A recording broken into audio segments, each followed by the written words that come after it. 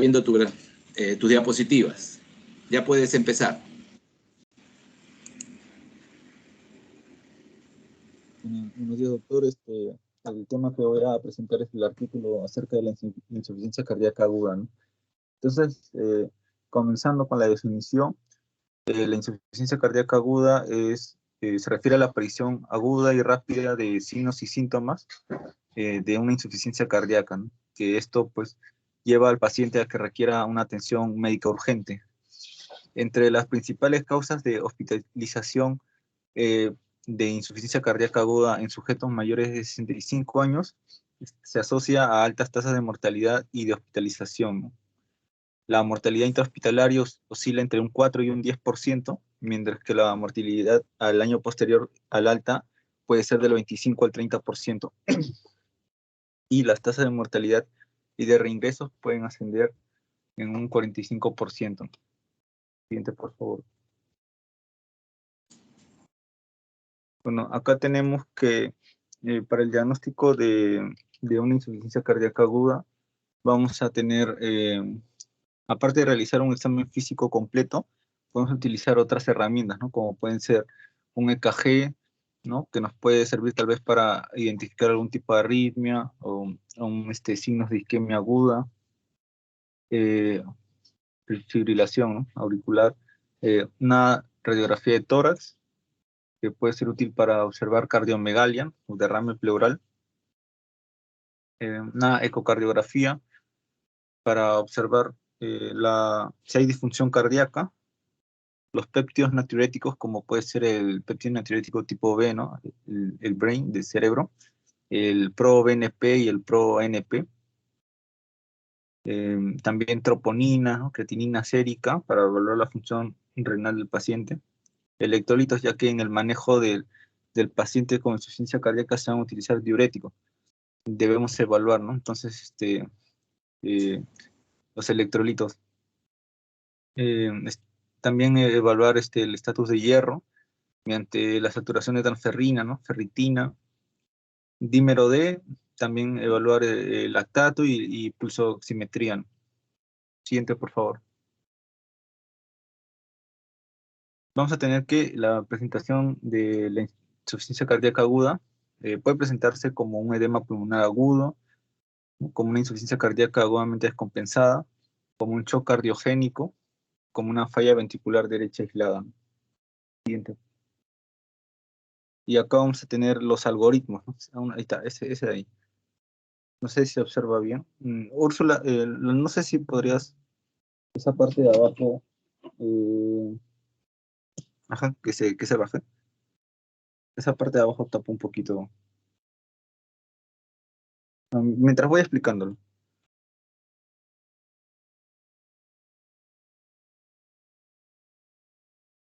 Ajá. La barra de inicio. Ya está bien así, Úrsula. En el diagnóstico de una insuficiencia cardíaca aguda, debemos evaluar, ¿no? Si el paciente tiene historia de insuficiencia cardíaca, ¿no? O presenta signos, síntomas que nos hagan sospechar de alguna falla cardíaca. Y entre los exámenes que podríamos utilizar, ¿no? Sería pues el EKG, la oximetría de pulso, la ecocardiografía, pruebas de laboratorios iniciales como pueden ser la creatinina, troponinas, BUN, electrolitos, ¿no? Función hepática, dímero D, la radiografía de tórax, como mencioné, para evaluar tal vez cardiomegalia, ¿no? El índice cardiotorácico, ecografía pulmonar y otras evaluaciones como pueden ser la angiografía coronaria, si es que sospechamos de algún síndrome coronario agudo, o un angioTAC, si sospechamos de una tromboembolismo pulmonar. Luego tenemos a los péptidos natriuréticos que nos sirven, ¿no? Tenemos al péptido natriurético tipo B. Vamos a ver, si es que nosotros tenemos valores mayores a 100 picogramos por mililitros de este péptido natriurético tipo B, también del ProBNP, si se encuentra mayor o igual a 300 picogramos por mililitro, y el MR-ProNP mayor o igual a 120 picogramos por mililitro, entonces estaríamos confirmando una insuficiencia cardíaca aguda, ¿no? Si estos valores fueran menores a lo que acabo de mencionar, estaríamos descartando eso. Siguiente, por favor. Para el manejo inicial de la insuficiencia cardíaca aguda, primero vamos a evaluar si es que el paciente se encuentra o tiene un shock cardiogénico, ¿no? o una falla respiratoria aguda. Si es que fuera así, la respuesta, ¿no? Entonces tendríamos que darle un soporte farmacológico, un soporte ventilatorio y un soporte circulatorio mecánico. Y si fuera no, pues tendríamos que identificar la etiología aguda, ¿no? Mediante este acrónico que es CHAMPI, que es síndrome coronario agudo, hipertensión arterial, arritmia, puede ser también alguna causa mecánica, un embolismo pulmonar, infección o taponamiento. Si es que tuviera alguna de estas etiologías, pues deberíamos iniciar un tratamiento específico, ¿no? Inmediato de esta etiología. Y si fuera no, pues algún tratamientos adicionales, ¿no? Eso menciona el algoritmo. Siguiente, por favor. Ahora, el manejo inicial, ¿se puede ver? Sí, ¿no? Sí, El manejo sí se ve. del tratamiento de la insuficiencia cardíaca del paciente más frecuente en la práctica, que es el paciente congestivo. Vamos a ver que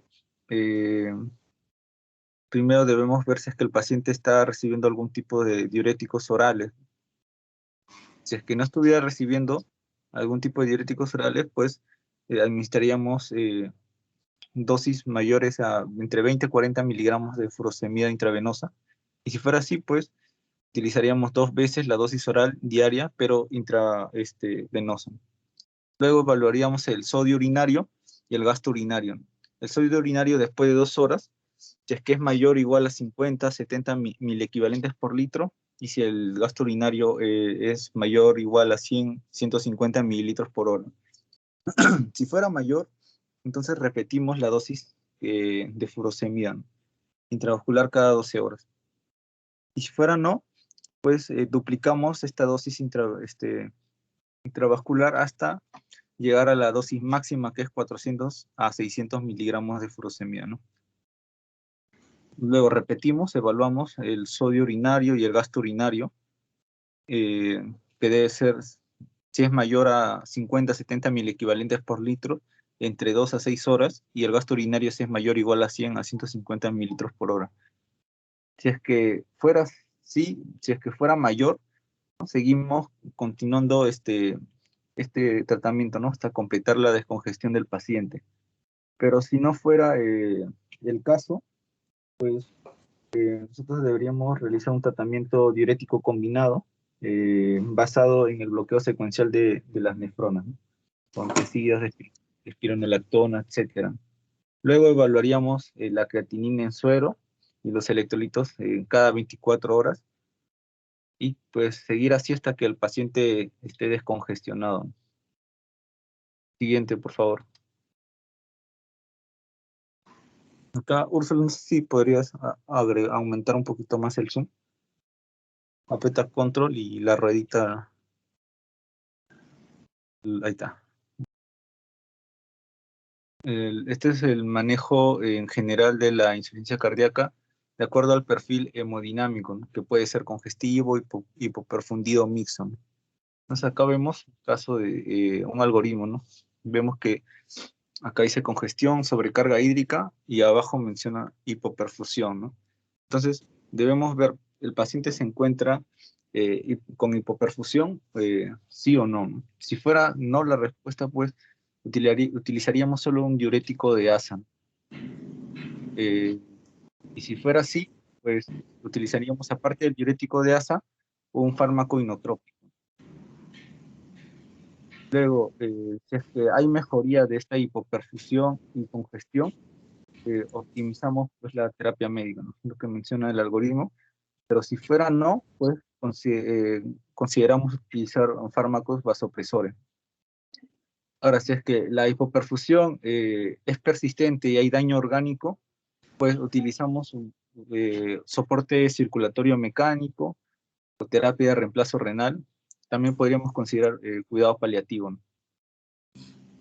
Ahora, en el caso de que solo el paciente estuviera congestionado y no con hipoperfusión, utilizaríamos solo un diurético de ASA hasta mejorar la congestión. Si no mejorara, incrementaríamos las dosis o tal vez utilizaríamos un tratamiento combinado de diuréticos. Pero en el caso del paciente tuviera una resistencia a diuréticos o tuviera algún tipo de insuficiencia renal, alguna enfermedad renal en un estadio terminal, tendríamos que utilizar alguna terapia de reemplazo renal o también considerar cuidados paliativos. Eso está un poquito más abajo.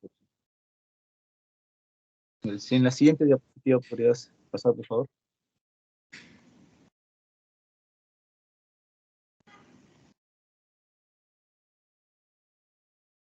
Que dice mensajes, la siguiente, ahí está.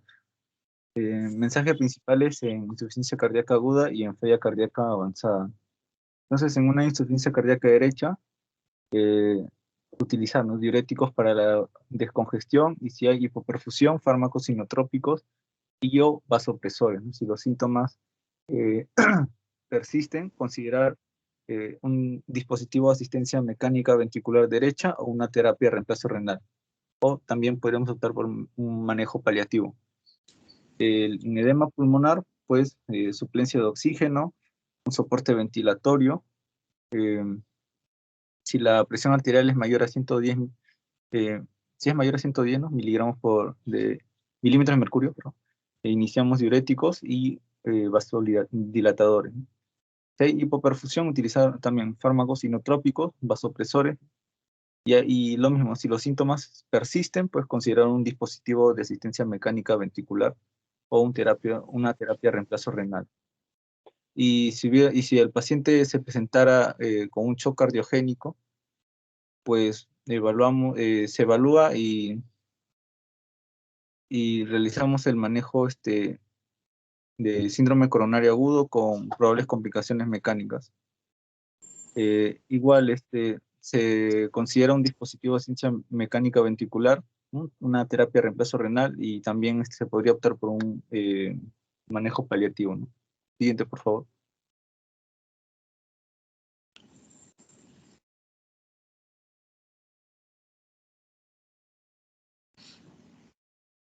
Ahora, el manejo diurético intravenoso es clave en la insuficiencia cardíaca aguda, como lo mencioné en uno de los algoritmos.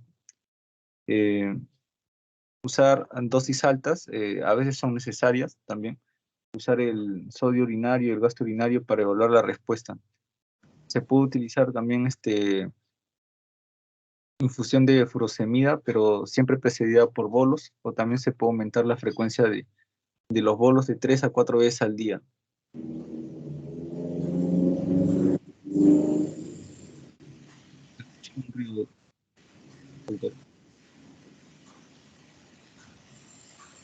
El soporte inotrópico no debe ser de rutina, ¿no?, pero en pacientes con presión arterial sistólica menor a 90, y si es que el paciente tiene hipoperfusión, se puede usar estos fármacos, ¿no?, fármacos inotrópicos como la dopamina, levosimendan, milrinone, dobutamina. No hay alguna preferencia entre este tipo de fármacos inotrópicos, pero son buenas opciones el levosimendan y el milrinone. Y también el soporte vasopresor de elección es con norepinefrina. También utilizar vasodilatadores si es que hay signos congestivos y una presión arterial sistólica mayor a 110 milímetros de mercurio. También siempre en una insuficiencia cardíaca aguda, lo que cambia y mejora el pronóstico es titular e iniciar los medicamentos modificadores de la enfermedad. Su orden de inicio o titulación dependerán del estado hemodinámico, fenotipo, condición clínica, pero la hospitalización es el momento más oportuno para iniciar la terapia fundamental, que puede ser con ARNI, ¿no?, que son los inhibidores de receptor de angiotensina neprilicina, ¿no?, con beta bloqueadores, también con los antagonistas de receptores de mineralocorticoides, y también con los inhibidores del transportador sodio-glucosa, ¿no? los 4 pilares, ¿no?, fundamentales. Siguiente, por favor. Luego Ya, el paso. un ratito, sí, un momentito. A ver, ¿cómo haríamos, pregunta para todo el grupo, cómo haríamos para saber a qué paciente con insuficiencia cardíaca le voy a dar, por ejemplo, vasodilatador? ¿Cómo harías para saber? O sea, ¿cómo sería tu estrategia clínica? Según lo que acabas de revisar. A ver, Héctor, acabas de revisar este artículo. Entonces, ¿cómo haríamos clínicamente para decidir a quién le voy a dar vasodilatador? Porque Dependiendo si veo que la terapia, sí, veo, Héctor, que la terapia, de lo que he visto acá, básicamente se basa en descongestionar al paciente, ¿no? sí, doctor. Fueron tus primeras diapositivas sobre el uso de diuréticos de ASA, ¿no? Pero ¿en qué pacientes podríamos indicar vasodilatador? Vamos a ir pensando. Pregunta abierta para todos. Pacientes que puedan tener signos congestivos. Ya. Vasodilatadores en pacientes congestionados. A ver qué opinan Úrsula y Lucero. A ver, ¿qué opinan ustedes sobre el uso de vasodilatadores? Doctor, es para que prácticamente dilaten los vasos sanguíneos y los vasodilatadores son más usados en la insuficiencia cardíaca congestiva. Ya, pero estamos enfrentando a un paciente agudo, ¿no es cierto? Debe haber alguna manera de más o menos guiar clínicamente mi decisión. Voy a compartir mi pantalla un ratito. Me avisan si ven.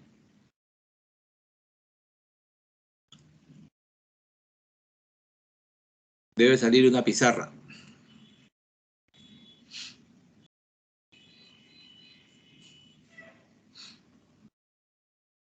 Está cargando, doctor. Ya. Cuando cargue vamos a empezar.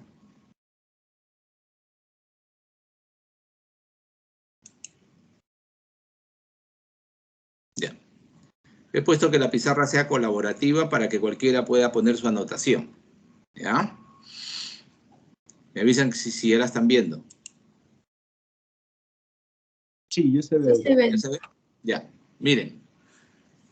Cuando tienes una insuficiencia cardíaca aguda, básicamente en tu mente tienes que establecer unos cuadrantes.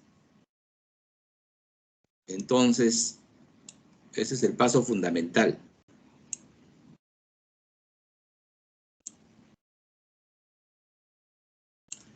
¿En qué se basan estos cuadrantes? Estos cuadrantes se basan en 2 condiciones. La primera es lo que se llama el índice cardíaco. ¿Quién me dice qué cosa es el índice cardíaco? A ver, ¿qué cosa es el índice cardíaco?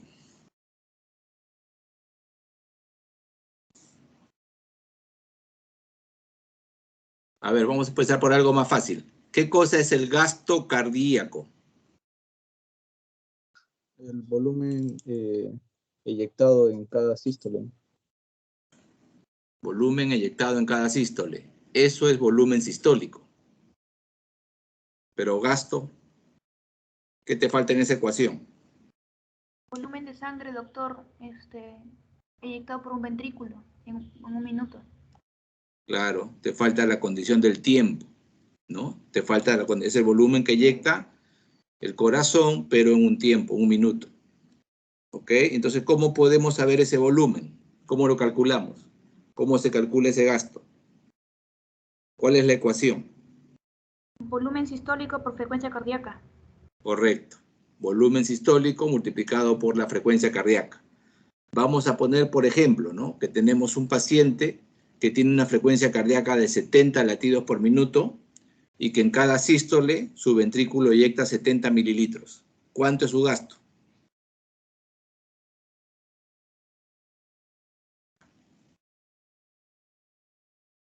Vuelvo a repetir, en cada sístole, ese paciente eyecta 70 mililitros y tiene una frecuencia cardíaca de 70 latidos por minuto. ¿Cuánto es su gasto cardíaco? 4.9 litros. Claro, 4.900 mililitros o, que es lo mismo, 4.9 litros, o sea, casi 5 litros.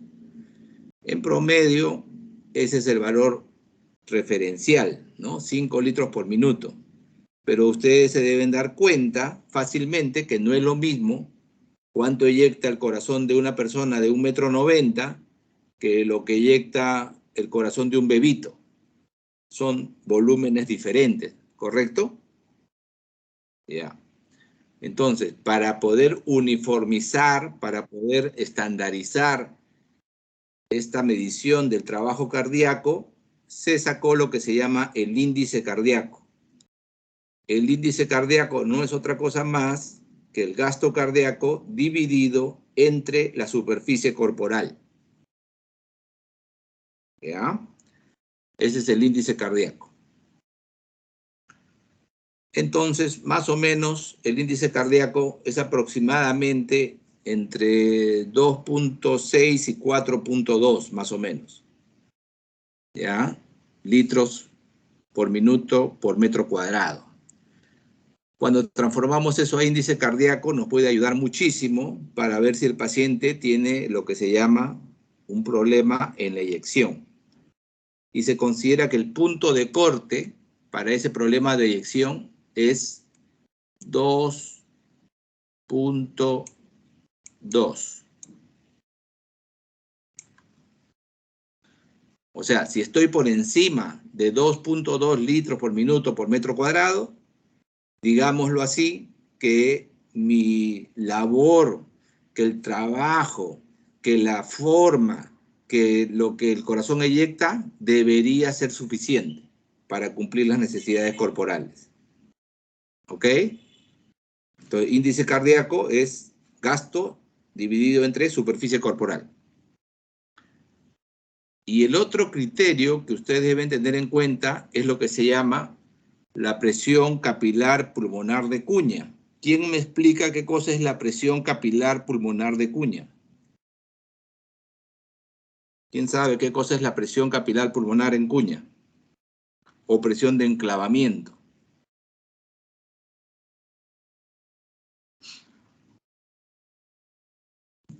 A ver, vayan pensando un ratito, ¿ya? Un segundito, tengo una llamada, un ratito nada más.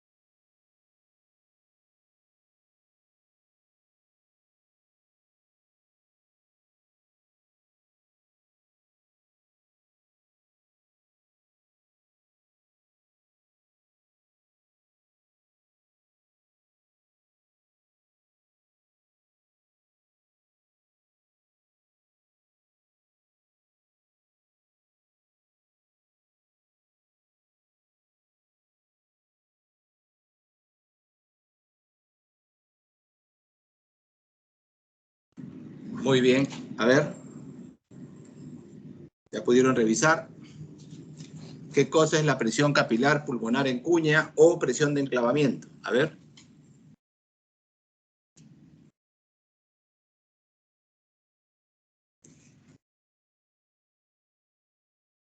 Ya. Miren, la presión en la aurícula izquierda tiene que ser superada por la presión pulmonar para que la sangre pueda pasar desde la circulación pulmonar, una vez oxigenada, hacia la aurícula izquierda. ¿Me escuchan bien, no? ¿Se me escucha? Sí, doctor. ¿Sí? Ya.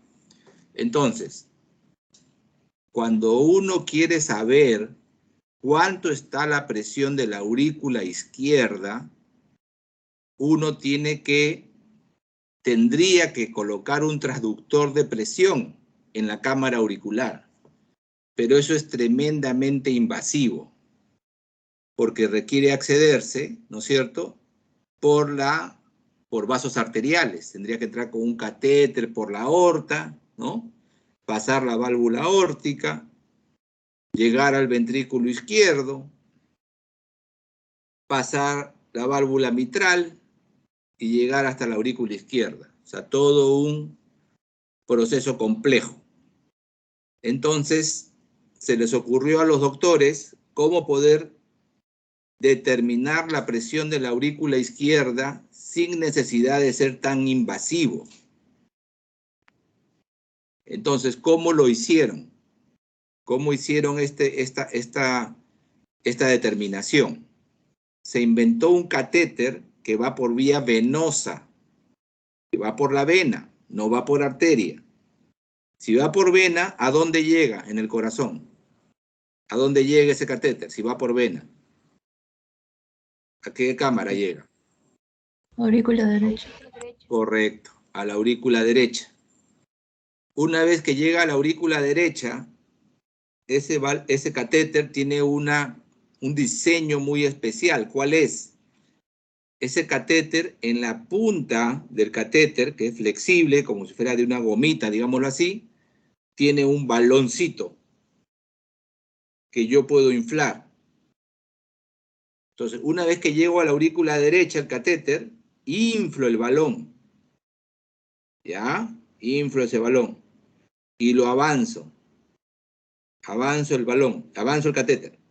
Como la punta del catéter tiene el balón inflado, el flujo de sangre lo va a arrastrar, lo va a impulsar, lo va a llevar de la aurícula derecha hacia el ventrículo derecho y lo va a sacar por la arteria pulmonar.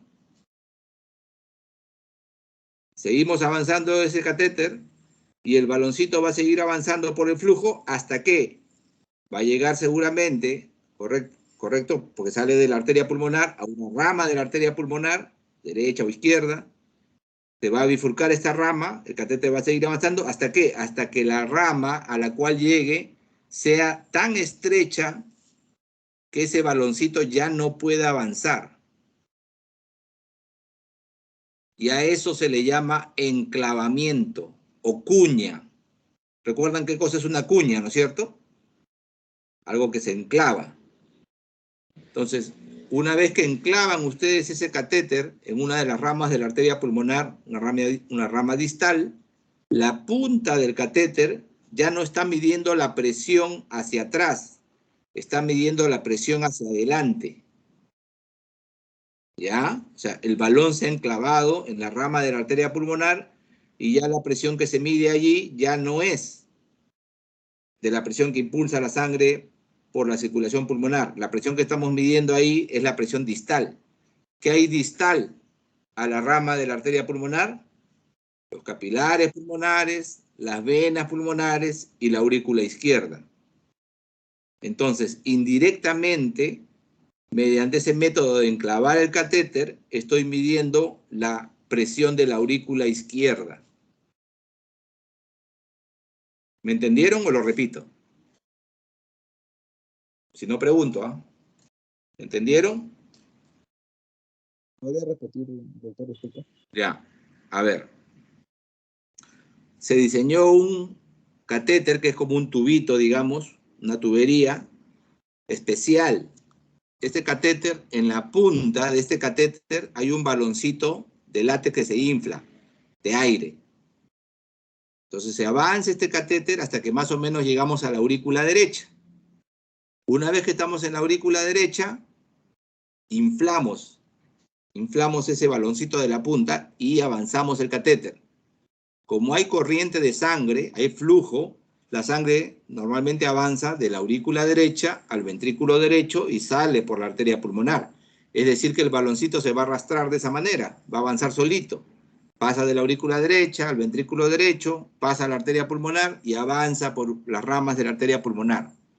Pero hay un límite, porque una vez que tú inflas el balón, como la punta tiene un globito, esa punta de ese balón va a llegar un momento en una ramificación que ya no va a poder avanzar, porque el balón, ¿no es cierto?, va a chocar contra las paredes de esa rama y ya no va a avanzar el catéter.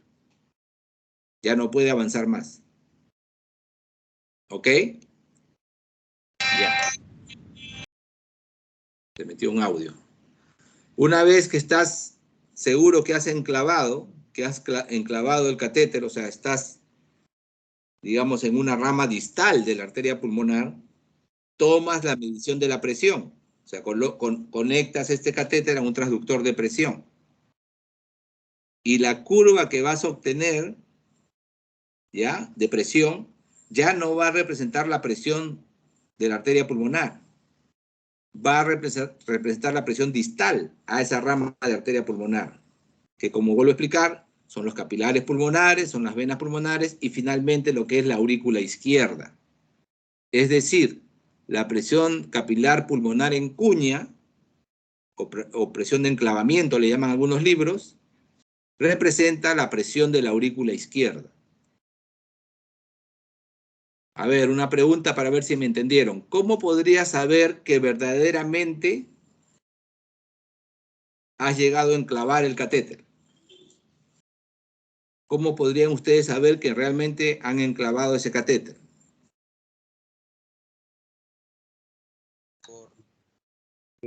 Por el diámetro, porque va a llegar a un punto donde no va a poder avanzar, ¿no? Los A ver. capilares por los vasos pulmonares. No te escucho muy bien, por favor, ¿puedes repetir tu respuesta? A ver, repítela despacio.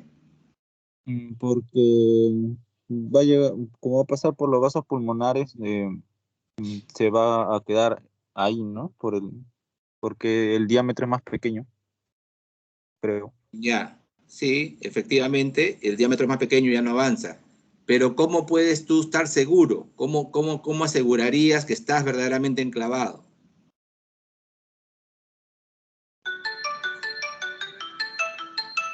Cuando aumenta la presión.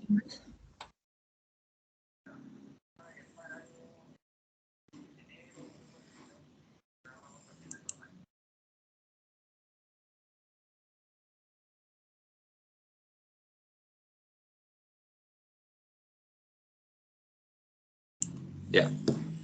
A ver, ¿saben cómo lo pueden saber? Miren, ¿cómo es la curva normalmente de una presión arterial?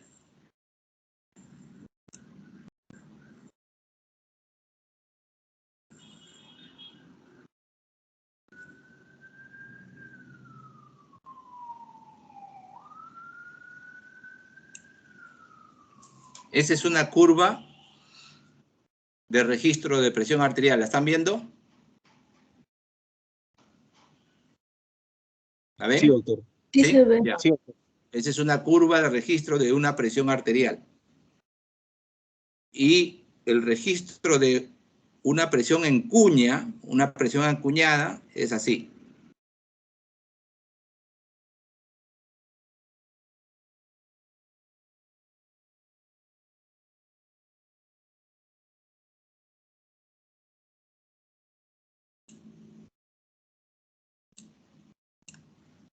Ya. Hay una gran diferencia en las curvas, ¿ya? Esto es sístole y esto es diástole, ¿ya? Mientras que en la presión de aclavamiento tienes la onda A, me sale bien la A, C y B.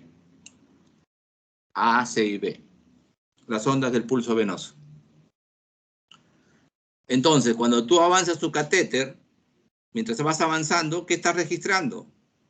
Si no está enclavado, si no está acuñado, está registrando esta presión.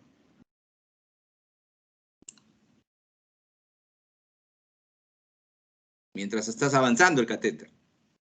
Si no enclava, si la punta del catéter no se queda atorada, digamos, si esa bolsita inflable, ese globito inflable no se queda atorado, va a registrar lo que están viendo ahí. Pero una vez que se atora, debe registrar esto. Bueno, debe registrar esto. Entonces, ¿cómo pueden saber ustedes que están registrando adecuadamente la presión de la aurícula izquierda? Porque la curva cambia. La curva cambia. Una vez que ustedes lleguen a un momento en el cual al avanzar el catéter lleguen a una rama de arteria pulmonar muy estrechita, la curva va a pasar de lo que está arriba a lo que está abajo. ¿Quieren confirmarlo? Desinflan el balón, le sacan el aire al globito y otra vez la curva retorna a esto. ¿Se dan cuenta? ¿Ok? Entonces lo que están registrando es presiones, recuerden, en la punta del catéter hay un traductor de presión. Mientras estén en la parte arterial van a registrar lo que está arriba. Y lo que está abajo representa ya la parte venosa, la parte distal, la aurícula izquierda. ¿Ok? ¿Y por qué es importante esto?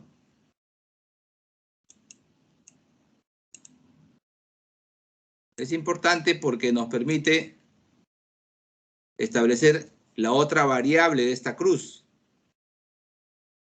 que es la presión en cuña.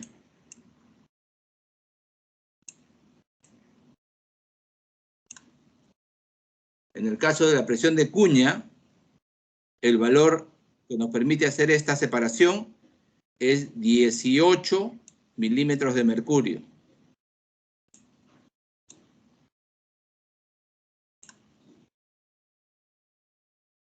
Ok. Entonces tenemos aquí un cuadrante superior. Vamos a ponerle cuadrante 1. En el cuadrante 1, ¿qué tenemos? Un índice cardíaco mayor a 2.2 litros por minuto por metro cuadrado y una presión de cuña menor a 18 milímetros de mercurio.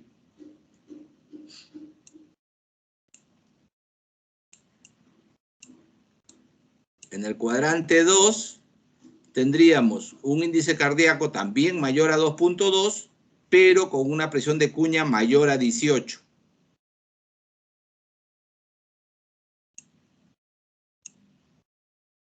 En el cuadrante 3 tendríamos un índice cardíaco por debajo de 2.2 y una presión de cuña menor a 18.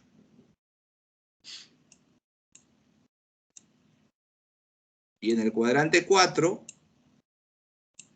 tendríamos un índice cardíaco mayor a 2.2 y una cuña mayor a 18. Perdón, un índice cardíaco menor a 2.2 y una presión de cuña mayor a 18. Entonces, con esas 4, uno puede colocarle unas etiquetas a los pacientes con insuficiencia cardíaca aguda. Pueden estar secos o húmedos. Y pueden estar fríos o calientes.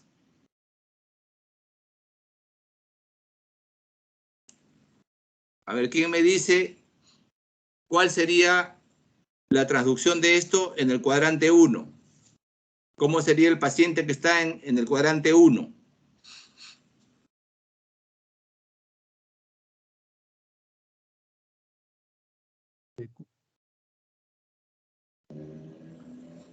A ver. El cuadrante 1 sería frío o caliente.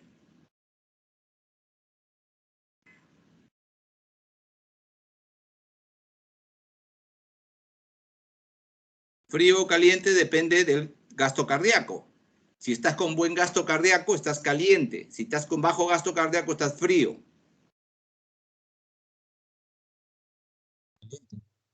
A ver, cuadrante 1, ¿qué sería? ¿Frío o caliente?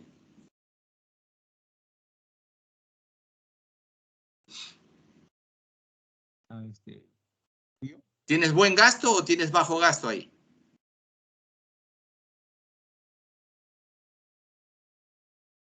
Tienes ahí un índice cardíaco mayor a 2.2 litros por minuto por metro cuadrado. ¿Estás caliente o estás frío? Caliente. Caliente. Caliente porque tienes un índice cardíaco por encima del punto de corte. ¿Llegan a ver mi cursor o no? ¿Se ve mi cursor? No se ve. No lo veo. No se ve, ¿no? Ya, bueno. Voy a poner acá nada más entonces. Caliente. O si no, doctor, haga clic derecho y no sale alguna opción que diga puntero. ¿No? Como estamos en la pizarra, de repente por eso no. Sí. No se preocupen, ya. Caliente. El 2 es caliente o frío. Cuadrante 2, ¿caliente o frío? Caliente. Caliente. Uy, caray.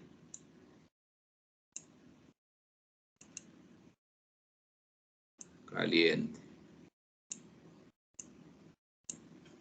El cuadrante 3 es caliente o frío.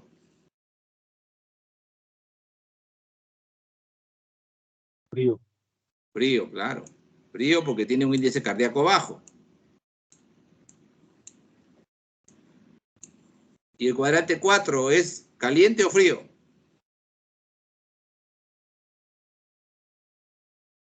Frío. Frío. Frío, claro, frío. Índice cardíaco bajo.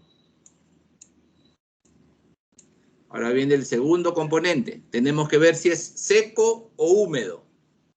Cuando un paciente tiene una presión capilar de cuña alta, si tienes una cuña alta, esa presión de cuña alta representa la presión de la aurícula izquierda. Y cuando tienes una presión de aurícula izquierda muy alta, ¿qué va a pasar con los capilares pulmonares?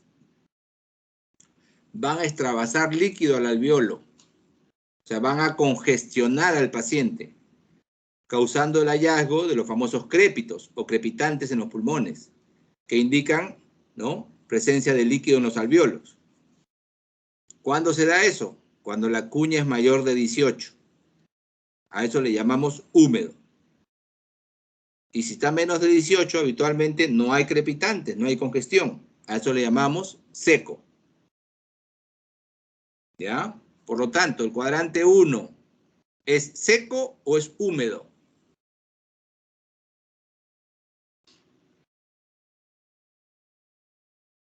Tiene ahí cuña menor a 18. Seco. Seco. ¿El cuadrante 2 es seco o húmedo?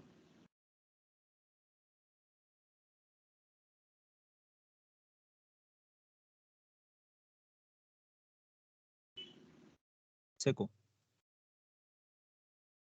Seco no sería porque el cuadrante 2, miren dónde está la cuña del corte, miren. La cuña de corte está en 18. O sea, el cuadrante 2 está hacia la derecha, más de 18. ¿Se dan cuenta? 18 abajo le he puesto ahí el 18. Este cuadrante 2 es húmedo. El cuadrante 3, ¿seco o húmedo? Seco. Seco, muy bien. Y el cuadrante 4, ¿seco o húmedo? Húmedo. ¿Cómo? Húmedo. Húmedo, muy bien. Entonces tenemos los 4 cuadrantes desarrollados según esta tabla, digámoslo así, para que no nos olvidemos. Calientes, ¿no? O fríos. Secos o húmedos. Cuadrante 1 es caliente y seco. Cuadrante 2, caliente húmedo. Cuadrante 3, frío y seco. Cuadrante 4, frío húmedo. ¿Cómo podemos poner al paciente con insuficiencia cardíaca aguda en estos cuadrantes si no podemos medir, no tenemos transductor para medir índice cardíaco, ni tenemos transductor para medir presión capilar pulmonar en cuña. ¿Cómo podemos hacer?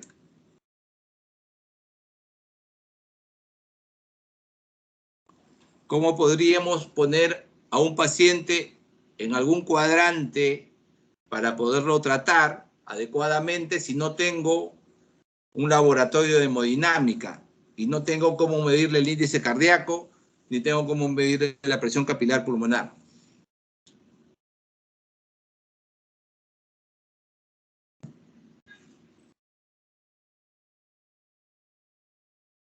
Presenta por la clínica el paciente. Claro, claro, la clínica te puede ayudar, efectivamente. ¿Cuáles serían los datos más importantes en la clínica que te podrían ayudar? Edema pulmonar. Ya, correcto. El edema pulmonar, o sea, ajustando un pulmón, correcto, que tiene edema pulmonar, estarías decidiendo si el paciente está seco o húmedo. ¿Ok? Te podría diferenciar si está en el lado seco o si está en el lado húmedo. Correctamente, así puedes hacerlo, ¿no? Un estetoscopio sería suficiente. Estás en tus serums, estás en una posta, no tienes hemodinámica, no tienes radiografía de tórax, agarras tu estetoscopio y lo haces respirar al paciente. Y le cuentas crépitos hasta las orejas. ¿Correcto? Está crepitando el paciente, un montón de crépitos en su examen pulmonar. ¿Ok?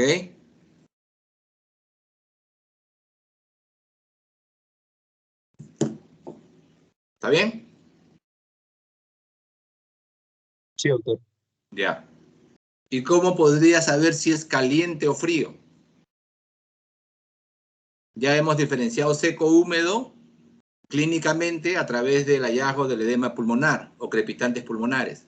Un estetoscopio, no necesitas otra cosa más. O sea, eso lo puedes llevar contigo a tus serums.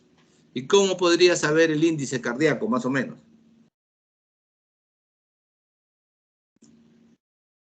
Por su disnea, cianosis. ¿Perdón? Si presenta cianosis o algo así. Cianosis. La cianosis traduce desaturación, pero no traduce índice cardíaco bajo.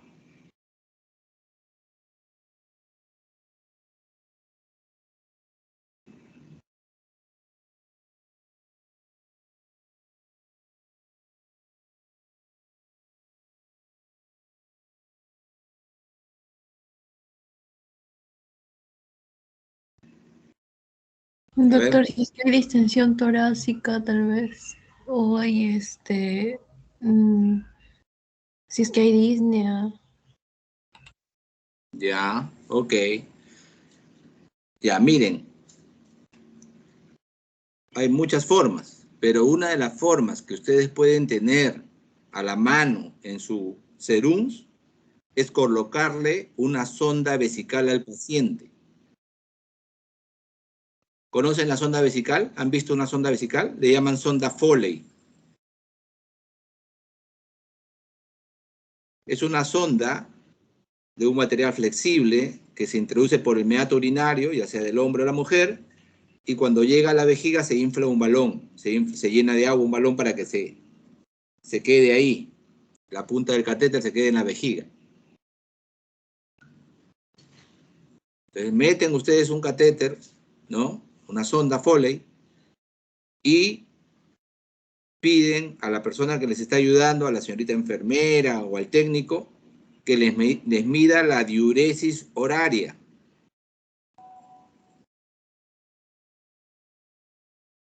La diuresis horaria, ¿ya? O sea, que les mida un balance hídrico estricto.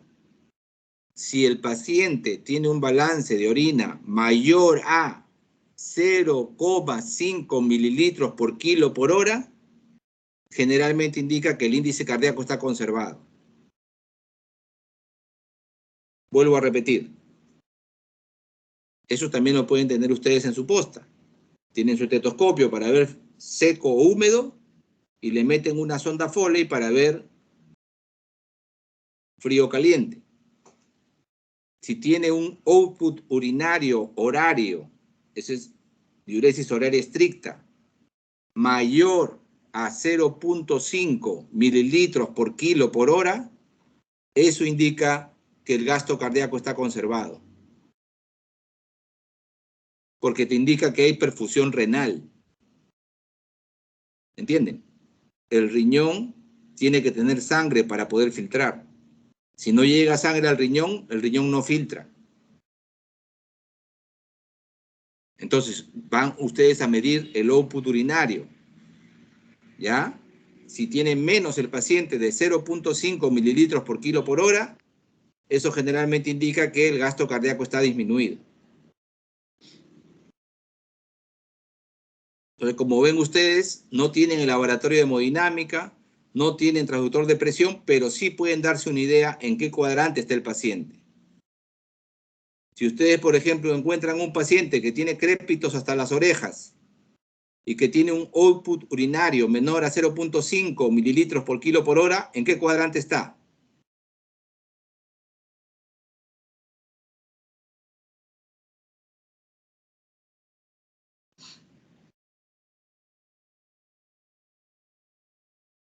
Repito la pregunta. Tienen un paciente que tiene crépitos hasta las orejas. Ustedes están en Chumbivilcas, no sé, en una posta alejada. Tienen su estetoscopio.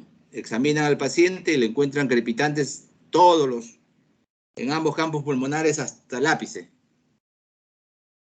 Le piden a la señorita técnica que le ponga la sonda y le miden un gasto urinario menor a 0.5 mililitros por kilo por hora. ¿En qué cuadrante está ese paciente?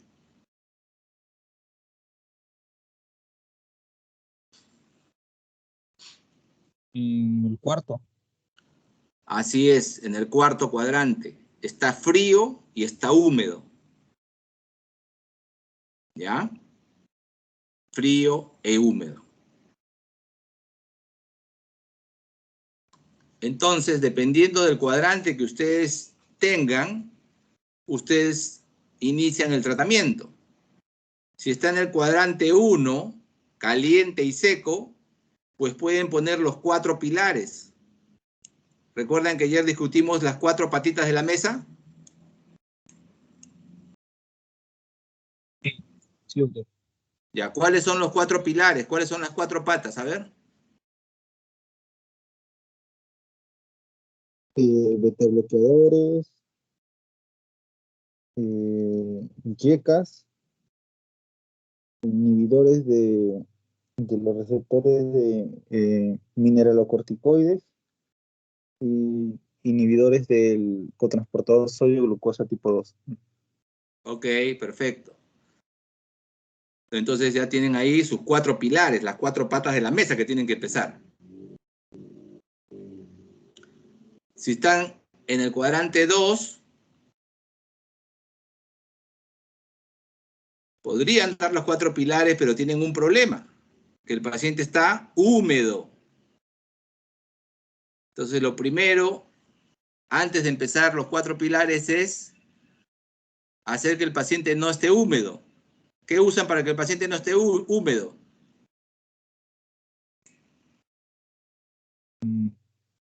Diuréticos. Diuréticos. Ahí le ponen diuréticos. Tienen que hacer que el paciente orine. Y aquí también va a entrar lo que se llaman los vasodilatadores. Diuréticos y vasodilatadores. ¿Ya? Y luego, si ya lo compensan al paciente y entran al cuadrante 1, ya lo secaron, pueden darle el esquema de 4 pilares, de las 4 patitas de la mesa. En el paciente de 3, ¿qué cosa tenemos que darle al paciente en 3?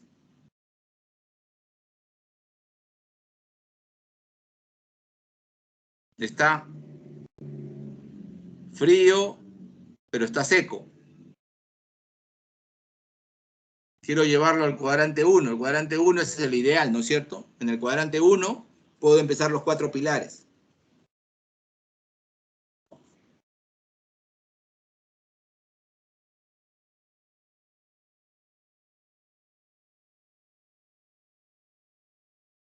A ver. Quiero llevarlo del cuadrante 3 al cuadrante 1 al paciente. ¿Qué le doy? Un inotrópico. Bueno, a considerar. Pero antes del inotrópico, ¿qué le darías?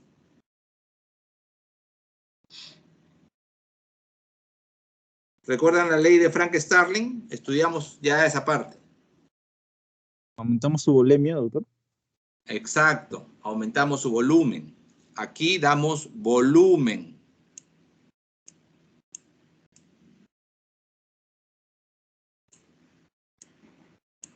Ponemos volumen al paciente. Porque tenemos una cuña baja. El paciente no está congestionado. Está con baja presión de repente, pero le falta volumen.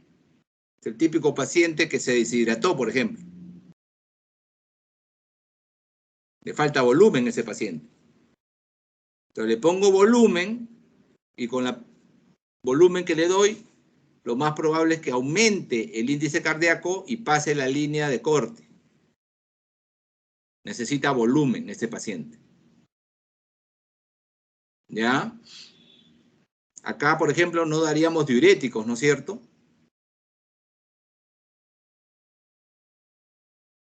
Porque sería hasta contraproducente. A este paciente le falta volumen. ¿Para qué lo voy a hacer orinar? ¿Ya? Volumen es ahí.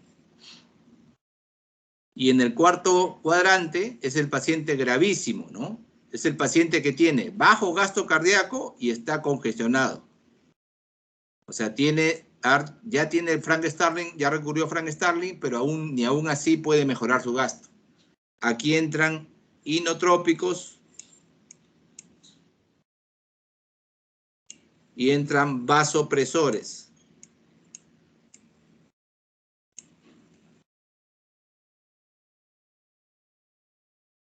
¿Qué medicamentos inotrópicos conocen ustedes? Dopamina. Ok, dopamina. ¿Qué más?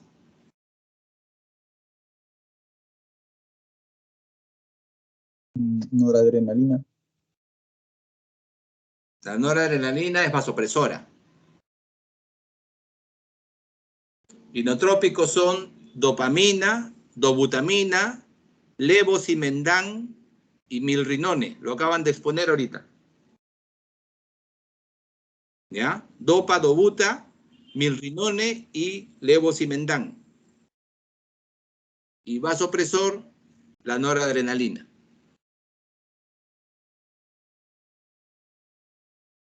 ¿Ok? Sí, doctor. Ya. ¿Han entendido estos cuadrantes? ¿Ya lo han entendido bien? Para poderlo borrar, me refiero. ¿Lo puedo borrar ya? En el segundo cuadrante, ¿puedo repetir cuál era el manejo? Segundo En el cuadrante. segundo cuadrante. Ya. Segundo cuadrante es el paciente que está caliente y húmedo. El paciente caliente y húmedo lo que tiene es una congestión.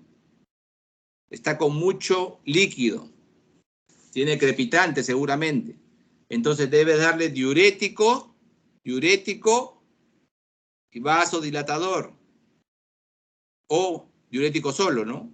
Si no requiere vasodilatador. ¿Cómo podríamos definir qué paciente requiere diurético puro y qué paciente requiere vasodilatador? Generalmente el paciente que requiere diurético tiene evidencias de retención de líquido fuera del espacio vascular. tiene edemas generalmente. Ustedes lo ven edematoso, lo ven abotagado, sus manitos hinchadas, sus párpados hinchaditos. ¿Ya? Y el paciente que requiere vasodilatador es el paciente que tiene exceso de líquido, pero no lo tiene donde debería estar. Lo tiene generalmente en la circulación esplácnica, en la parte abdominal. Entonces tiene que usarse una forma para redistribuir el flujo sanguíneo. Y utilizas estos medicamentos vasodilatadores para eso. ¿Ya? Entonces, a todos se le pone diuréticos en realidad, pero algunos pacientes se van a beneficiar de agregarles terapia vasodilatadora. ¿Qué vasodilatadores conocen ustedes?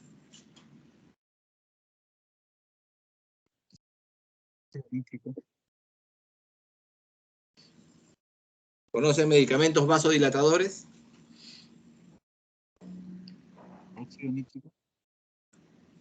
Vasodilatadores pueden ser la nitroglicerina, puede ser el nitroprusiato, pueden ser medicamentos calcio antagonistas, inhibidores de la enzima convertidora, o sea, los medicamentos que actúan sobre la capa media, la capa muscular de los arteriolas.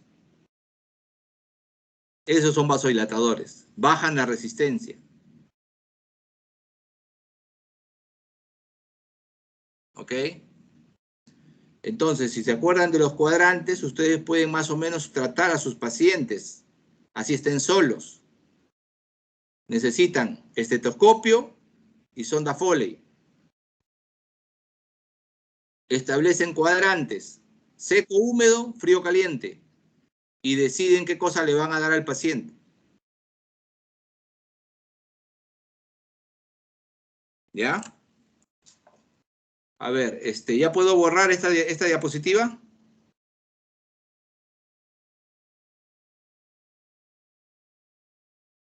¿Ya tomaron los apuntes? Sí, doctor. Ya.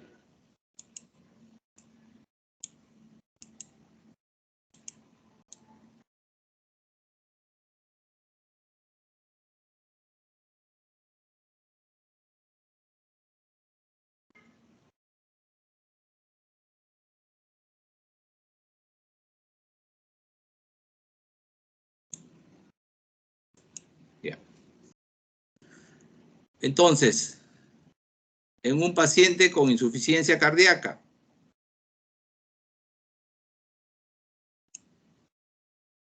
como ustedes acaban de exponer, ¿cómo llegamos al diagnóstico? Clínica.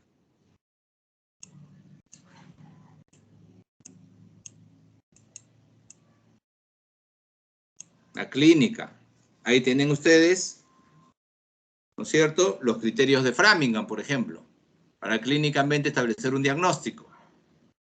Tienen la sospecha, pasan a péptidos.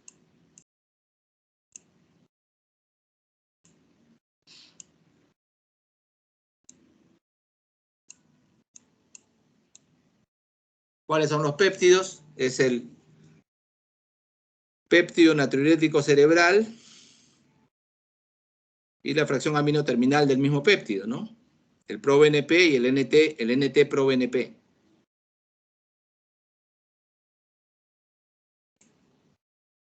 Salen altos, pasan a la eco.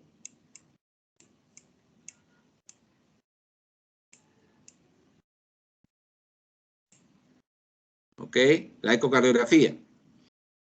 Y la ecocardiografía les va a dar datos muy importantes.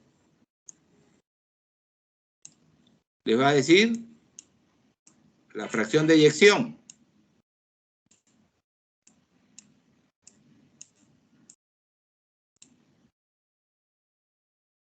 De alguna manera, del dato de la fracción de eyección, ustedes pueden calcular I cardíaco.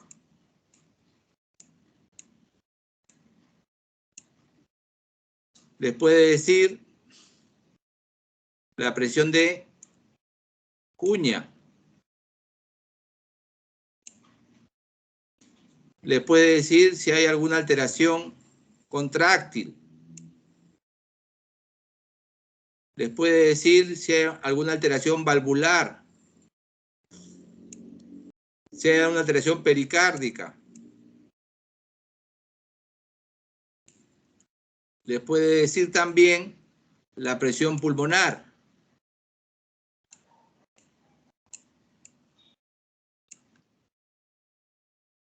O sea, tienen una serie de datos que hacen a la ecocardiografía una herramienta indispensable en el diagnóstico, manejo y seguimiento de los pacientes con falla cardíaca. ¿Ok? Entonces yo les diría que si a alguno de ustedes le interesa hacer dinerito, métanse a la ecografía. Con los aparatos modernos que tenemos actualmente, los cálculos que ven allí, muchos de ellos se hacen de manera automática. Le dan datos, ustedes simplemente toman la imagen, le dan los datos a la computadora del ecógrafo y el ecógrafo les da la fracción de eyección, les da el índice cardíaco, les da la presión de clavamiento, les da el strain, o sea, la contractilidad, les da volúmenes, pueden calcular índice cardíaco, todo. ¿Ya? Muy bien. Ahora sí pasamos a tu caso clínico, ¿ya? Voy a dejar de compartir para que puedas pasar a tu caso. Voy a borrar esto.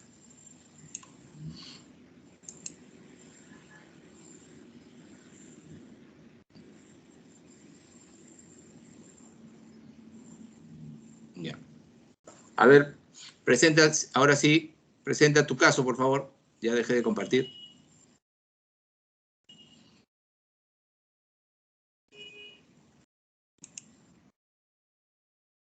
Sí, doctor. Bueno, es un caso que, ¿cómo se llama? No encontré muchos casos clínicos acerca del tema. Encontré uno que era ¿se puede ver, doctor? Sí, sí se puede ver.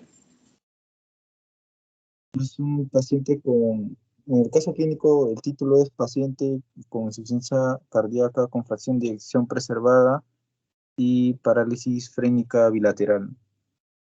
Bueno, este es un paciente de 45 años que es pastor de profesión, no fumador y es bebedor ocasional, que acude a urgencias por disnea de un mes de evolución, con empeoramiento al ejercicio y al acostarse, que en la última semana presenta intolerancia al decúbito.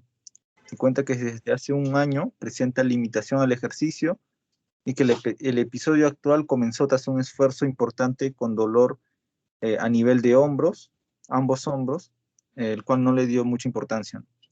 En el examen físico se encuentra que el paciente estaba taquipneico, una saturación de oxígeno del 85%, una frecuencia cardíaca de 102 latidos por minuto y una presión arterial de 180/95.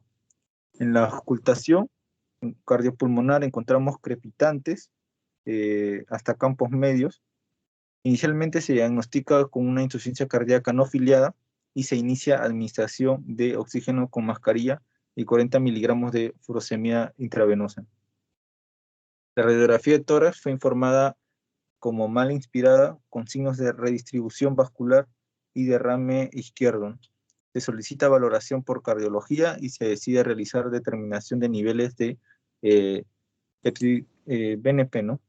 Y que estaban elevados, más de 235 picogramos por mililitro, y el ecocardiograma transtorácico, en el que se evidencia una hipertrofia ventricular izquierda concéntrica o moderada, sin alteraciones de la contractilidad y con una fracción de expulsión del ventrículo del 58%. Siguiente, por favor. Siguiente, por favor.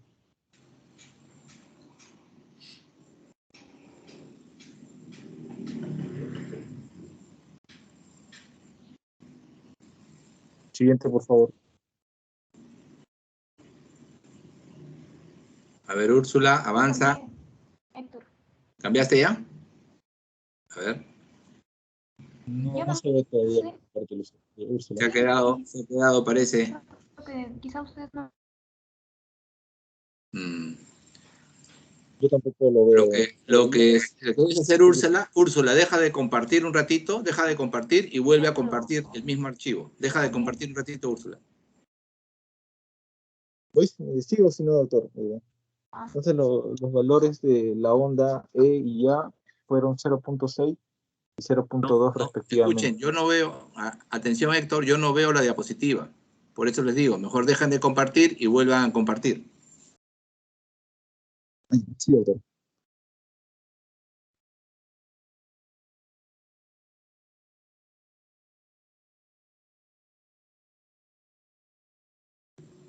¿Se ve ahora? Sí, ahora sí se ve. Úrsula. Ahora sí, seguimos. Los valores de la onda E y A fueron 0.6 y 0.2 respectivamente, con una relación de 3 que no se modificaba a las maniobras de Valsalva.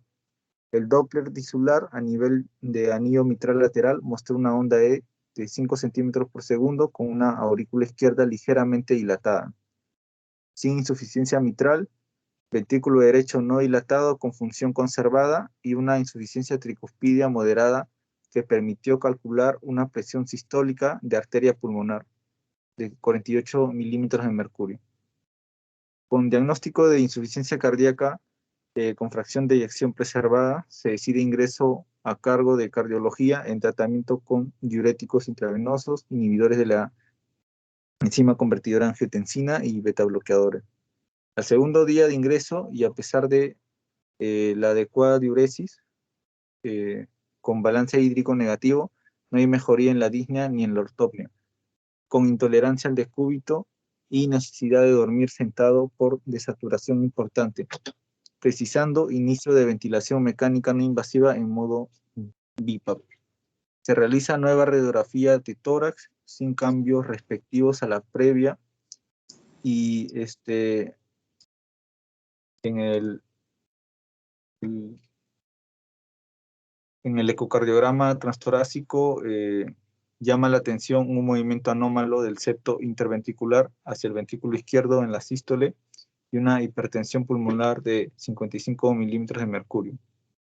En el examen físico se encontró una atrofia en la musculatura supraclavicular deltoides con escápula alada y respiración paradójica.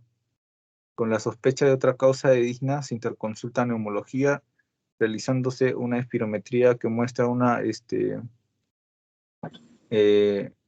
volumen expiratorio forzado en el primer segundo y capacidad vital forzada de 57.4 y el volumen expiratorio forzado en el primer segundo de 0.83 litros y una capacidad vital forzada de 1.44 litros, compatible con restricción severa. Y a neurología, realizándose una resonancia magnética cervical y dorsal, siendo un estudio muy limitado por la intolerancia del paciente al decúbito, pero sin hallazgos relevantes. En el estudio neurofisiológico se informa de signos agudos de denervación en trapecios, supraespinosos y deltoides, nervio espinal accesorio izquierdo, con un potencial motor moderadamente reducido, polineuropatía y plexitis. Con estos datos se hace el diagnóstico de neuralgia amiotrófica con afectación frénica bilateral. Se suspenden diuréticos y resto de medicación para la insuficiencia cardíaca y se administra corticoides, vitaminas del grupo B, inmunoglobulinas, manteniendo un soporte ventilatorio, ¿no? También, a pesar del tratamiento persistente, los signos de denervación con escasa recuperación funcional. Sí, doctor, lo que pasa es que encontré un artículo que no tenía el tema, ¿no? Que era insuficiencia cardíaca con fracción de eyección preservada, pero esa no era tanto la patología, al final no resultó tanto la patología principal, pero fue el único artículo que encontré. Claro, en realidad aquí la causa del problema, como bien lo dice el artículo, es una neuralgia amiotrófica con afectación del nervio frénico. Y eso causa una alteración evidentemente respiratoria, ¿no? Pero llama la atención ¿no? Que el ProBNP estaba un poquito alto. Si regresas la diapositiva, a ver, regresa la anterior.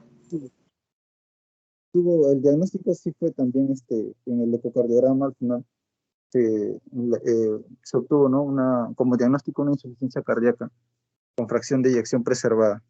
Por ahí creo que está. Claro. Pero como te digo, ¿no? Generalmente uno toma en la emergencia el ProBNP y en muchos libros dicen que un ProBNP elevado es sugestivo de falla cardíaca, ¿no? Pero tiene que estar francamente elevado, ¿no? Entonces 235 es elevado, pero no tanto, la verdad. Entonces, de repente por ahí pudieron sospechar que este paciente realmente la patología que le causaba la disnea no era tanto la cardíaca, ¿ok? Sino más bien el patrón que tenía aquí, como ven en la imagen, de una alteración muscular, ¿no? Se nota claramente que el paciente es asimétrico, ¿no? Tiene una asimetría en la región de la parte de los músculos deltoides, ¿no? Hay una atrofia muscular ahí. Hay una atrofia muscular que se nota claramente más en el lado derecho. Al costado del hombro, digamos, ¿no? Al costado del hombro hay como una hendidura ahí. Entonces, Sí. son diagnósticos raros, pero vale la pena, ¿no? Vale la pena porque nos permiten establecer algunas cositas de apoyo para lo que hemos estudiado hoy día. Por ejemplo, ¿en qué cuadrante estaría este paciente? A ver, pregunta para el grupo. ¿En qué cuadrante pondrían este paciente?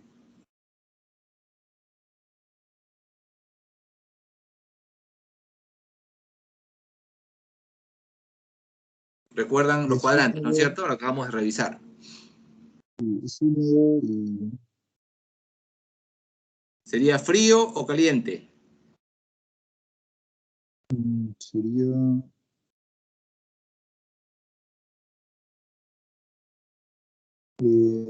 caliente. Claro, sería caliente. Sería No, caliente caliente. porque evidentemente tiene un buen índice cardíaco, ¿no? ¿Con qué cabeza se nos va a ocurrir que un paciente que le encontramos una presión arterial de 180 sobre 95 va a tener falla de contracción? O sea, ese ventrículo izquierdo es capaz de generar una presión arterial de 180 milímetros de mercurio. O sea, la contracción no está fallando aquí. ¿Se dan cuenta? Ahí dice TA, tensión arterial de 180 sobre 95. O sea, por el lado del gasto, este paciente tiene buen gasto. Y por el lado de seco húmedo, poquito húmedo, ¿no es cierto? Porque dice que hay crepitantes. Inclusive le dieron diurético, ¿no? Le dieron furosemida endovenosa. Regresa, por favor, a tu diapositiva del tratamiento diurético, por favor. Tenías unas diapositivas anteriores donde había el tratamiento diurético. Antes que eso, había un cuadro. Antes que eso. Antes.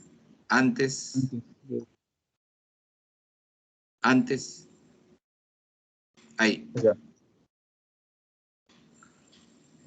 Entonces, estas guías son importantes, ¿no? Porque generalmente uno maneja la congestión con diuréticos. Entonces, uno puede tener un paciente ya con diagnóstico de insuficiencia cardíaca que ya esté tomando tratamiento de diuréticos orales. Si no está tomando diuréticos orales, le inicias con 20 a 40 miligramos de furosemida endovenosa. En el caso del paciente que has presentado, le iniciaron con 40. ¿Ya? Y si ya está tomando diuréticos orales, le duplicas la dosis oral, pero por vía endovenosa. Si el paciente toma 20, le das 40. Si toma 40, le das 80. ¿Y cómo guías la terapia diurética?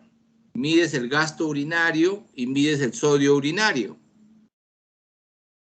Si el sodio urinario comienza a mostrar mayor a 50 milequivalentes por litro y el gasto urinario después de 6 horas es mayor a 100 mililitros por hora, le repite la dosis similar de furosemida cada 12 horas. Pero si no lo tienes, duplica las dosis. Si empezaste con 40, le duplicas a 80 cada 6 horas, ¿no? Ahí vas titulando. Y el máximo de dosis de furosemida es de 400 a 600 miligramos. ¿Saben cuántos miligramos trae cada ampolla de furosemida? Cada ampolla de furosemida trae 20 miligramos. Es decir, si le quiero poner 400 miligramos, tengo que ponerle 20 ampollas. ¿Se dan cuenta? Y si quiero 600, tendrían que ser 30 ampollas. Y antes nosotros usábamos hasta 50 ampollas. Vuelves a repetir, ¿no es cierto? La medición del sodio urinario y del gasto urinario. Si ya mejora la diuresis, continúas el diurético hasta que se descongestione el paciente. Y si no, ya combinas el diurético de asa, la furosemida, con otros diuréticos. Por ejemplo, puedes dar asociado tiacídicos y espironolactona. ¿Ok? En el caso del paciente, decidieron suspender el diurético porque se dieron cuenta que el problema no era cardíaco realmente. Le quitaron el diurético. ¿Ok? La siguiente diapositiva, a ver. La siguiente. Ya, es el manejo de los pacientes con insuficiencia cardíaca aguda que se ha descompensado, ¿no es cierto? Lo primero es evaluar la congestión. Lo has hecho más grande, ya. Lo primero es evaluar la congestión. ¿Correcto? Si tenemos un sistema hemodinámico, sería tan fácil como medir la presión de cuña. Como no lo tenemos, sería tan fácil como examinar los pulmones. ¿Ok? Ya. Y luego vemos la perfusión. ¿Cómo valoraríamos la perfusión? Esa parte. La perfusión la podemos valorar de acuerdo a la diuresis. Eso ya lo expliqué, ¿no es cierto? Si la perfusión no es buena, el paciente no orina, le damos diuréticos. Si el paciente no tiene problema de hipoperfusión, igual le puedes meter diurético y le puedes poner... si hay hipoperfusión aquí. O sea, si hay hipoperfusión, si ya se diagnostica hipoperfusión. O sea, el paciente no te orina, pero además tiene signos de problema periférico, ¿no es cierto? Tiene bajo llenado capilar, tiene palidez, tiene frialdad, está hipotenso, está sudoroso, ya, hipoperfusión, ¿no es cierto? Confusión mental, entonces consideran inotrópicos. En el brazo que no había hipoperfusión y le diste diurético, de repente le mejoras la congestión. Si ya le mejoras, simplemente optimizas la terapia médica. Y si no lo mejoras, incrementas el diurético, ¿no? Ya hemos visto cómo incrementar, cómo es el algoritmo de duplicación de dosis. Y si no te responde, puedes combinarlo, ¿no? Combinar los diuréticos. Hay que descartar luego que tenga resistencia a diuréticos o una enfermedad renal que ya no orine, ¿no? Si la tiene, ya tienes que ponerlo al paciente en hemodiafiltración. O sea, una máquina se encargaría de sacarle el líquido, si el paciente no te orina. Y en el brazo del paciente que sí tenía hipoperfusión, ¿no es cierto? Si le das soporte inotrópico, si mejora de la congestión y la hipoperfusión, vas a optimización de terapia. Y si no mejora, ya le metes vasopresor, ¿no? Si no mejora, ya existen en las unidades de cuidados intensivos lo que se llaman aparatos de soporte circulatorio externos. Ya existen aparatos para mejorar la circulación de sangre. El Impella, el Jarvis, el balón de contrapulsación, etcétera, te pueden ayudar. Muy bien. ¿Alguna pregunta sobre lo que hemos discutido hoy día? ¿Alguna duda que les quede?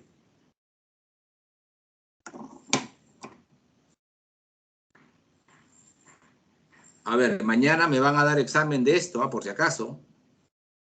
Mañana viernes me toca mi teoría. Y después de mi teoría viene el examen de todo lo que hemos analizado esta semana. Insuficiencia cardíaca. Así que si alguna duda, pregunten ahora. Mañana el examen es después de la teoría. Mañana tengo teoría. Primero voy a empezar a las 8 la teoría y terminando la teoría viene con ustedes, con el grupo, el examen.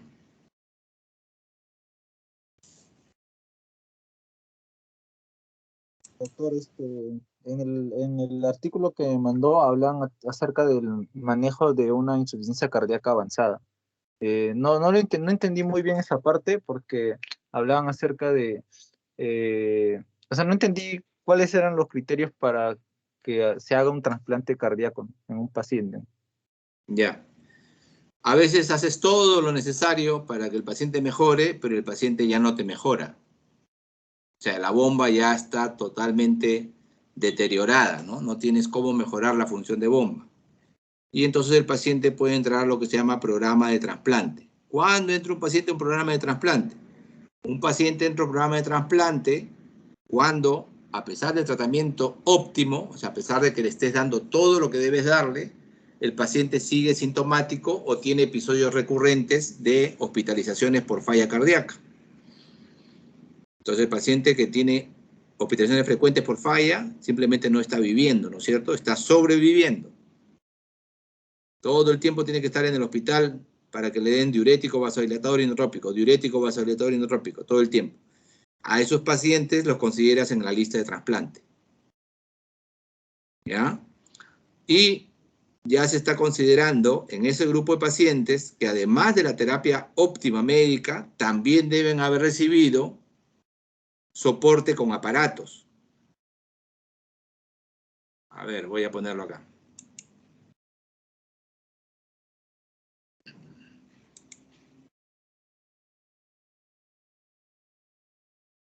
Un ratito que estoy compartiendo pantalla. Estoy compartiendo pantalla en un momento. Un momentito nada más.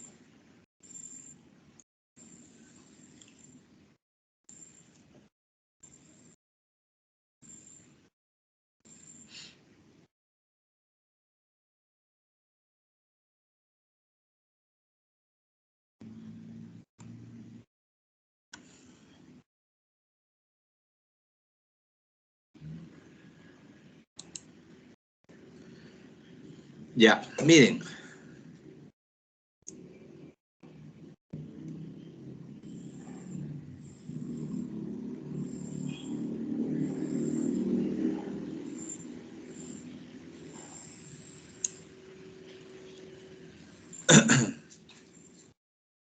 Cuando un paciente está en falla cardíaca refractaria, se considera actualmente la posibilidad de hacer lo que se llama... ¿Qué pasó? Se cortó. Se ve su pantalla, doctor. Se cortó, ¿no? A ver, otra vez.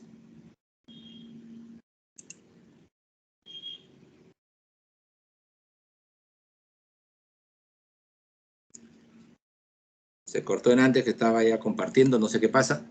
No he hecho nada yo, solito. A ver.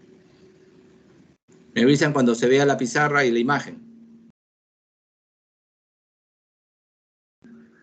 Ya se ve, doctor. Ya se ve, ¿no? Ya.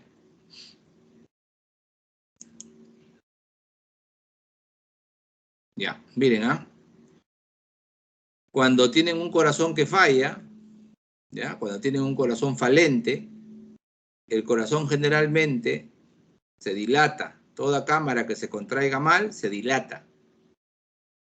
Y al dilatarse las cámaras, van a producir lo que se llama una alteración. Ah, esa no es, perdón. En la sincronía.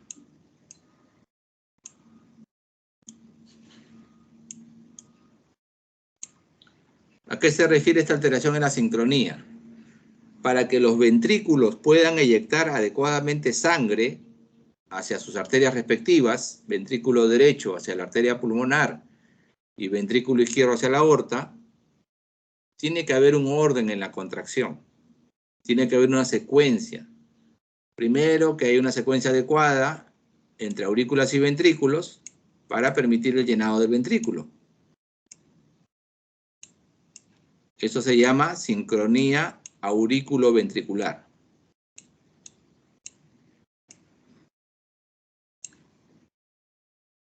¿Ya? Esa sincronía es muy importante porque la aurícula debe contraerse antes que el ventrículo para poderlo llenar al final de la diástole, permitiendo que mejore un poco la expulsión por la ley de Frank-Starling.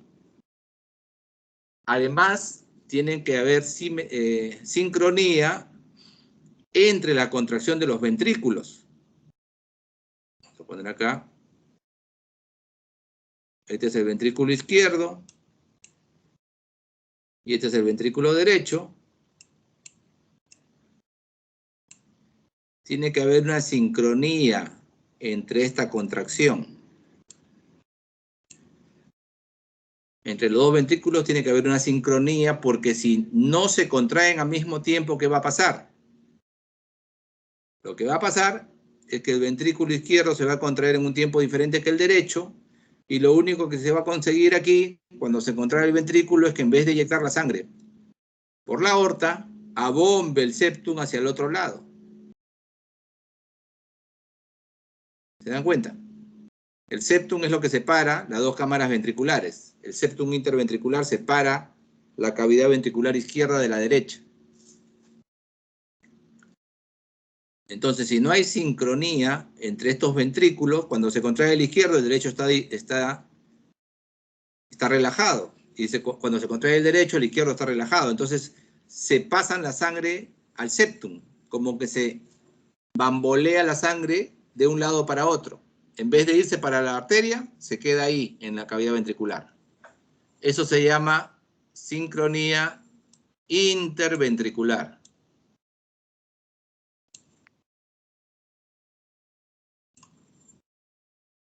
¿Ya? Y también tiene que haber un orden, una secuencia, por la cual la contracción empiece de la parte más distal del ventrículo y vaya hacia arriba, hacia las partes basales. Es como que exprimes la ropa. Para que el agua salga lo mejor, tú agarras un lado, ¿no es cierto?, de tu polo y lo exprimes hacia el otro lado. Entonces, tú no exprimes los dos sitios distales, exprimes de un lado para que vaya saliendo el líquido hacia otro lado. Algo parecido aquí. Es como que agarra la sangre en el ventrículo y la tratas de impulsar toda por la arteria, que salga toda por la arteria. Esto se llama sincronía intraventricular.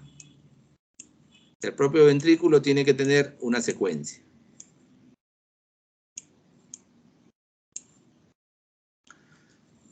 Se ha podido demostrar en grandes estudios de pacientes que están en falla cardíaca que ya no responden a la terapia, bajo ciertas condiciones, no a todos se les puede ayudar, pero bueno, a algunos pacientes sí, que colocándole un aparato que se llama resincronizador,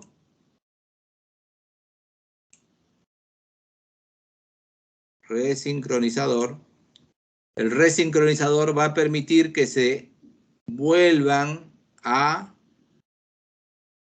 normalizar o tratar de normalizar estos conceptos.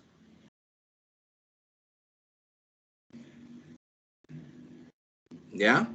El resincronizador permite que haya sincronía auriculoventricular, adecuada sincronía interventricular y adecuada sincronía intraventricular. Tiene ciertas condiciones para poner, ¿no? El resincronizador. Tiene que tener una fracción de eyección baja, menor al 30%, si no recuerdo mal. Y tiene que tener un bloqueo de rama, imagen de bloqueo de rama izquierda con QRS mayor a 150 milisegundos.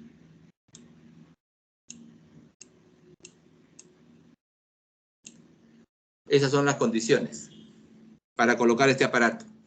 O sea, ya no solamente basta que el paciente esté en terapia médica máxima para considerarlo en trasplante. Tendrías que haberle puesto el resincronizador también. A eso se refiere de repente el artículo. ¿Esa es la parte que no entendías? Bueno, en el artículo hablaban acerca de, es un algoritmo, ¿no? Y dice daño cerebral persistente y daño orgánico irreversible, otro menciona daño neurológico y otros órganos, diana, y en el último mencionan daño neurológico, otros órganos, excepto corazón, y mencionan trasplante, contraindicación, trasplante cardíaco. Eso no lo entendía bien. Por eso Bueno, no lo llegué. eso ya son condiciones en las cuales, digamos, los pacientes ya son refractarios a todo, pues, ¿no? Ya no tienen ningún tipo de mejora con la terapia médica óptima que hemos estado discutiendo, ni tampoco con estos devices, ¿no? Con estos aparatos de resincronización o cardiodefibriladores, y entonces la opción es trasplante, pero no a todo lo vas a trasplantar, porque algunos pacientes que tienen condiciones malas en el corazón tienen asociado daños de otros órganos. Tienen daño cerebral, por ejemplo. Si tienen daño cerebral, ¿para qué le vas a trasplantar un corazón? Primero, que es sumamente difícil trasplantar un corazón, ¿no? Encontrar donante, ver que sea compatible, toda la logística que se necesita para un trasplante de corazón, los gastos para el pre, intra y posoperatorio, ¿no? Que son cuidados, pues, extremos, representan un gasto tremendo. Entonces tienes que escoger bien al paciente. Y por eso dice ahí seguramente en la literatura que estaba revisando que en algunas condiciones, ¿no? Está contraindicado. A eso se refería. Pero no olvidar que en terapia médica ya se está hablando de los devices, ¿no? Así como la electrónica progresa a todo nivel, ¿no? Nos permite ahora, por ejemplo, estar haciendo clases a distancia, ¿no? Mostrando diapositivas, mostrando pizarras, cosa que hace unos años era imposible. Ahora también existen aparatos que soportan al corazón. Entonces ya podemos, por ejemplo, mejorar la contractilidad del corazón. Ya podemos, por ejemplo, ahora reemplazar o ayudar a la bomba cardíaca a través de aparatos implantables. Ya podemos sacar líquido cuando el riñón falla. O sea, hay una serie de cosas que nos ayudan. Pero hay pacientes que a pesar de todo eso necesitan trasplante, ¿no? A eso se refiere. Muy bien. ¿Alguna pregunta más?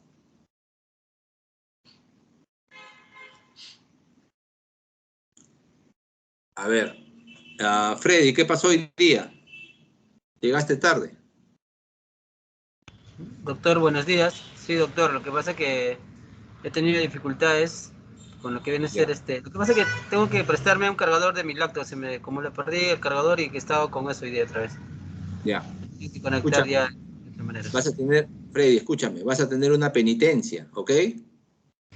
Sí, doctor. Sí. ¿Ya? Entonces tu penitencia va a ser la siguiente. Me vas a conseguir, vas a investigar cómo se diagnostica la disfunción diastólica. Vuelvo a repetir, cómo se diagnostica la disfunción diastólica. ¿Por qué te pido eso? Porque básicamente la insuficiencia cardíaca con fracción de eyección preservada es falla diastólica. ¿No es cierto? Cuando tienes un corazón que falla en su parte, en el ciclo cardíaco, en lo que se refiere a la diástole, significa que en la sístole no tiene problemas. Bueno, podría no tener problemas, pero de eso se trata la insuficiencia cardíaca con fracción de eyección preservada. Se trata de pacientes... Sí, dime. Ayer justamente cuando estudiábamos, eso más viene por cuando hay una alteración o cuando encontramos una fracción de eyección reducida. Porque eso justamente afecta lo que viene a ser a nivel diastólico, mientras que a nivel sistólico es lo que hoy día está expuesto, ¿no? A ver, no nos confundamos. Vuelvo a repetir, mira, cuando me hablas de insuficiencia cardíaca con fracción de eyección reducida, No estás hablando de falla diastólica, estás hablando de falla sistólica. Cuando hablas de insuficiencia cardíaca con fracción de eyección preservada, ahí estás hablando de fracción de eyección, estás hablando ahí de falla diastólica. ¿Ya? Por eso te estoy diciendo, como penitencia, me vas a investigar, tienes todo el fin de semana para hacerlo. Todo este fin de semana, te va viernes, sábado y domingo, el lunes me presentas eso. ¿Ya? ¿Cómo diagnosticas la falla cardíaca diastólica? Me presentas eso. Ya, esa es tu penitencia, por llegar tarde. Cada vez que llegue tarde alguno de ustedes va a tener su penitencia. ¿Ya? ¿Cómo diagnosticar la falla cardíaca diastólica? Vuelvo a repetir, diastólica, el llenado. ¿Cómo así te das cuenta? ¿Cómo así diagnosticas eso? ¿Ya? Muy bien, doctor. Gracias. Esa es tu penitencia. A ver, el lunes, ¿quién me va a presentar? ¿Úrsula o Lucero? Yo, doctor Lucero. ¿Qué tema te toca, Lucero? Hipertensión secundaria. Ya. Ese es el caso que te hemos asignado, ¿no? De hipertensión secundaria. Ajá, Caso sí, claro, y el artículo era sobre diagnóstico y tratamiento de la hipertensión en adultos, ¿no? Bien, correcto. Entonces, primero presentas tu artículo y luego presentas tu caso para discutirlo. ¿Ya? Primero tu artículo. Y Listo. Úrsula, ¿a ti qué te toca? Crisis hipertensiva, doctor. Ya, y de presentación, ¿qué vas a presentar? Ese es tu caso clínico. Y de presentación, ¿qué tema te toca en la presentación? ¿Ya viste? Creo que ya lo envié. El tema me dijo emergencias de hipertensión arterial. No, ese es tu caso clínico. Yo te he mandado un artículo para ti. Te mandé un artículo que es de... A ver, te voy a decir cuál es. Tratamiento de hipertensión arterial, doctor. Claro, ese es tu artículo. Ese lo tienes que presentar bonito, ¿ya? Para que lo presentes para todos tus compañeros.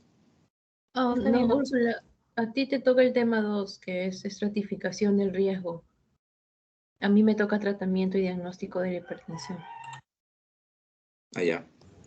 Vean bien Me eso, no confundí. vaya a ser que se confundan y las dos presenten lo mismo, ¿ah? ¿Ok? Divídanse bien bonito. Ahí mandé yo tema 1, tema 2, mandé. ¿Ya? No se confundan. Atentas. Y sus casos clínicos respectivos al terminar su exposición. ¿Ya? Eso es lunes y martes.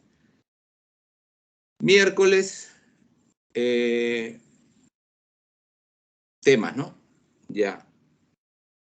¿Qué clases han avanzado en teoría hasta el momento? ¿Qué clases han avanzado en teoría hasta el momento? ¿Qué teorías han tenido? Doctor Armendáriz dio teoría ya, ¿no?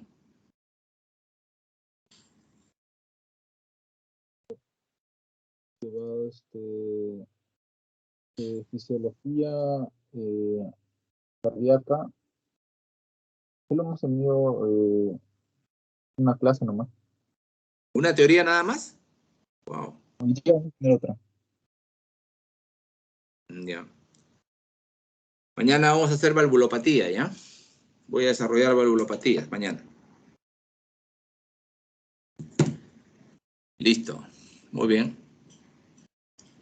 Mañana nos encontramos a las 8 de la mañana para la teoría y luego se quedan ustedes conmigo para el examen. El examen va a venir de lo que han expuesto nada más, de estas lecturas.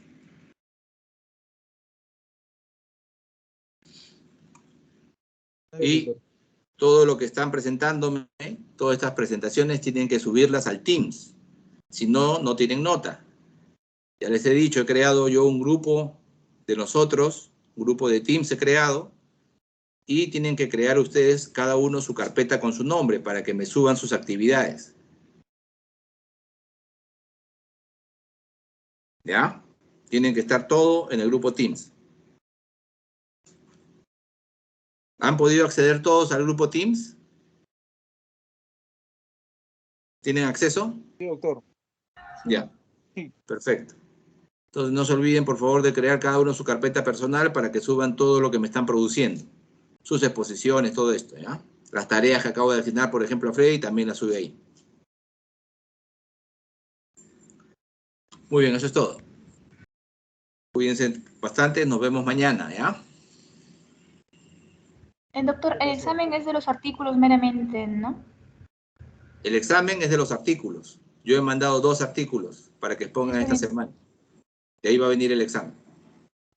Listo, gracias. Listo. Hasta mañana entonces. Mañana nos encontramos en la teoría. Gracias, doctor. Hasta mañana. Gracias, doctor.